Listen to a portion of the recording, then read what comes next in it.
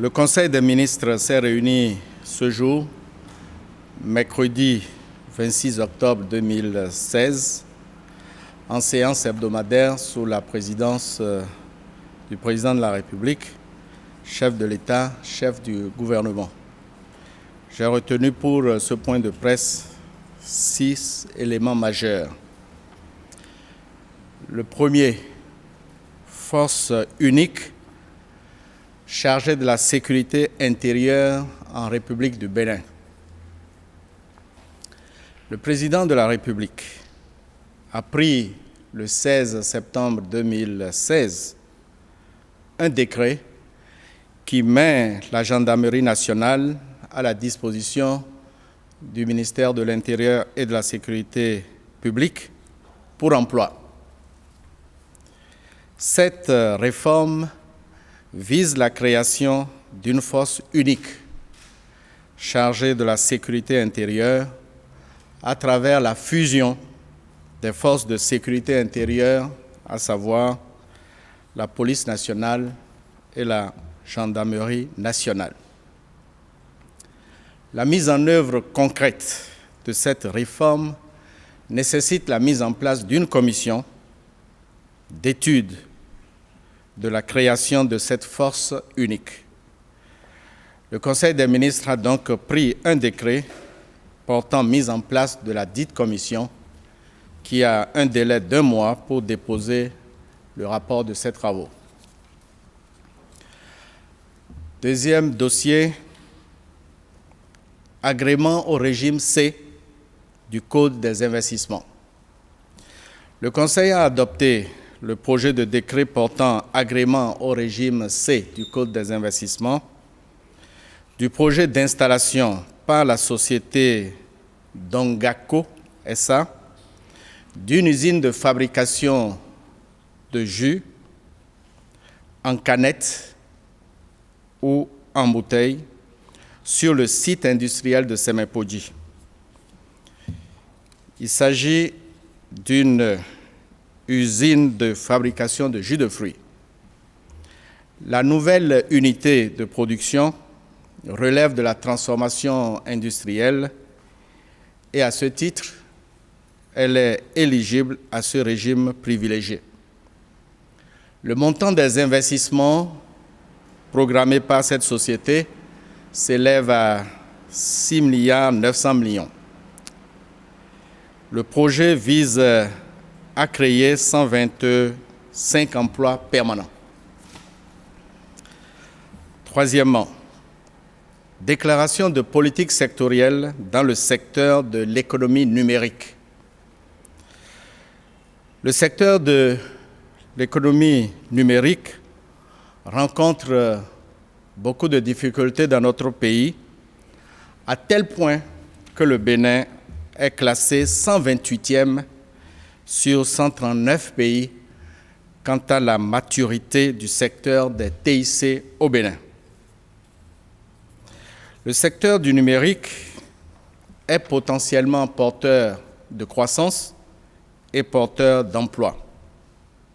Si nous nous engageons maintenant à faire les réformes appropriées et à mettre en œuvre les projets phares identifiés. Par ailleurs, le Bénin sera doté d'un code numérique qu'il faut élaborer avec un dispositif juridique, légal et réglementaire, un dispositif fiscal également, ainsi qu'une agence d'exécution du Conseil du numérique. Le Conseil des ministres a adopté le décret portant approbation de la déclaration de politique sectorielle du secteur de l'économie numérique. Cette déclaration fixe les orientations stratégiques dans le secteur du numérique pour les 4 prochaines années. Quatrième dossier, adoption du cadre institutionnel du secteur agricole. Le secteur agricole est l'un des principaux leviers de développement économique, de création de richesses et de création d'emplois dans notre pays.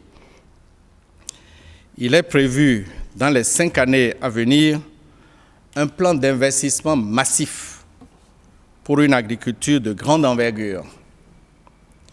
Pour porter cette ambition, il faut mettre en place un nouveau dispositif d'administration du secteur agricole, un nouveau dispositif d'accompagnement des acteurs des filières et du monde rural.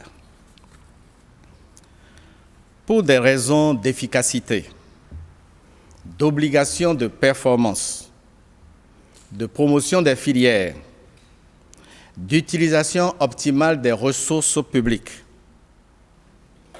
ce nouveau dispositif assurera la séparation des fonctions régaliennes et des fonctions d'appui au développement des filières agricoles. Le nouveau dispositif portera également la territorialisation du développement agricole en ligne avec le schéma d'aménagement du territoire, ce que nous appelons l'agenda spatial. Il s'agit donc, à travers ce nouveau dispositif, de favoriser le recentrage de l'État sur ses fonctions régaliennes et de permettre au secteur privé d'innover et de prendre en charge le secteur productif. Au regard de l'ensemble de ces considérations, le Conseil a donc revu le cadre institutionnel du secteur agricole et a pris 3 décisions majeures. La première, création des pôles de développement agricole. L'ensemble du territoire national est découpé en 7 pôles de développement agricole. Le pôle de développement agricole est le cadre de mise en œuvre opérationnel des politiques, programmes et projets de développement agricole. Le pôle représente un territoire de développement organisé autour d'un nombre limité de filières prioritaires, moteurs de développement économique d'un ensemble de communes dans une perspective d'intercommunalité.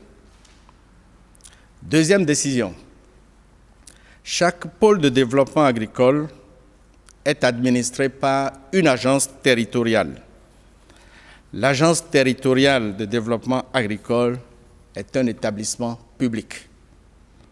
Troisième décision, la coordination nationale et la supervision des pôles de développement agricole seront assurées par le ministère de l'Agriculture, de l'Élevage et de la Pêche, qui va créer des directions départementales de l'agriculture, de l'élevage et de la pêche.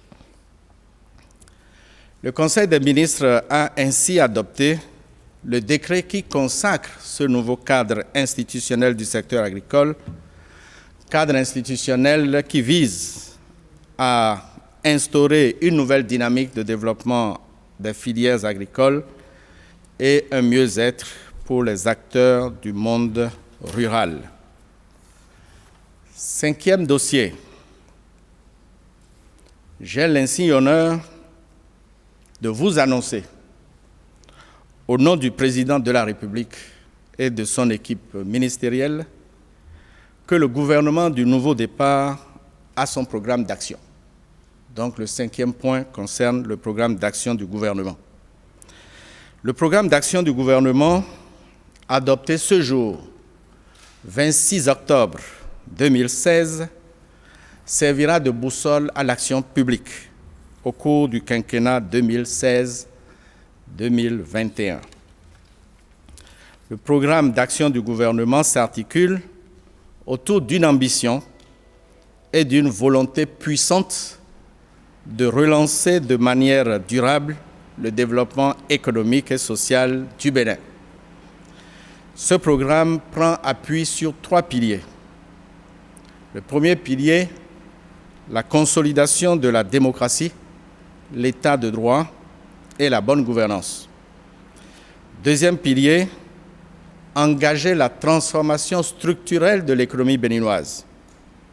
Et troisième pilier, améliorer les conditions de vie des populations. Ces 3 piliers portent 7 axes stratégiques qui ont conduit au choix d'un scénario, celui du décollage. L'ambition présidentielle est de faire passer notre pays d'une économie de pauvreté au décollage économique pour améliorer les conditions de vie des Béninois. Ce décollage est à notre portée par le travail acharné de chacun de nous, par la méthode, l'organisation, par la rigueur et la gouvernance éthique à tous les niveaux. Le programme d'action du gouvernement contient 77 réformes qui sont considérées comme des chantiers prioritaires. La mise en œuvre de ces réformes permettra de renforcer les 3 piliers dont je viens de parler et les 7 axes stratégiques autour desquels l'action publique sera déployée durant la période 2016-2021. Le programme d'action du gouvernement comprend un portefeuille de projets, bien entendu, projets d'investissement. Il y aura 160 projets prioritaires qui sont déjà en cours, mais qui ont besoin d'être dynamisés.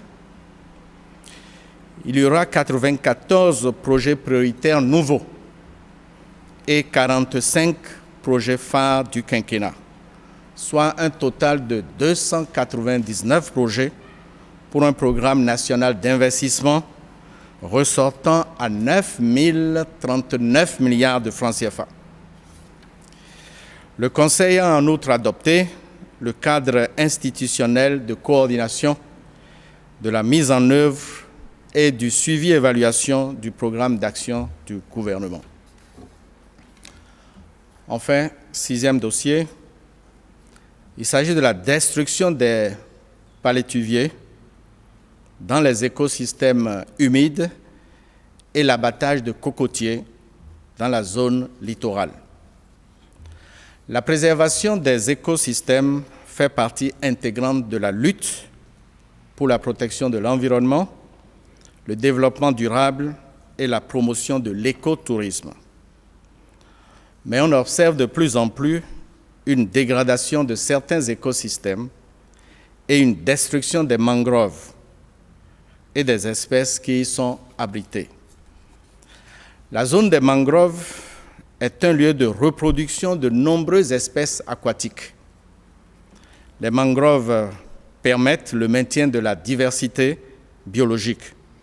Elles doivent donc être protégées, mais les populations qui vivent le long des cours d'eau littoraux et la côte les utilisent pour leurs besoins en énergie domestique. Les mangroves sont donc menacées, alors qu'elles participent à la survie de l'humanité. Les menaces les plus sérieuses sont l'exploitation incontrôlée du bois, l'érosion des berges, des cours d'eau et l'urbanisation. Le phénomène est observé aussi au niveau des cocoteraies le long du littoral. Il est donc nécessaire que notre pays assure la régulation et la stabilisation de l'environnement en protégeant les mangroves. Le Conseil a donc décidé d'interdire la destruction des palétuviers dans les écosystèmes humides et l'abattage des cocoteraies le long de la zone littorale dans le cadre de l'élaboration d'une stratégie de protection et de gestion durable des mangroves au Bénin. Le ministre du Cadre de vie et du Développement durable et le ministre de la Décentralisation et de la Gouvernance locale ont été instruits à cet effet. Je vous remercie.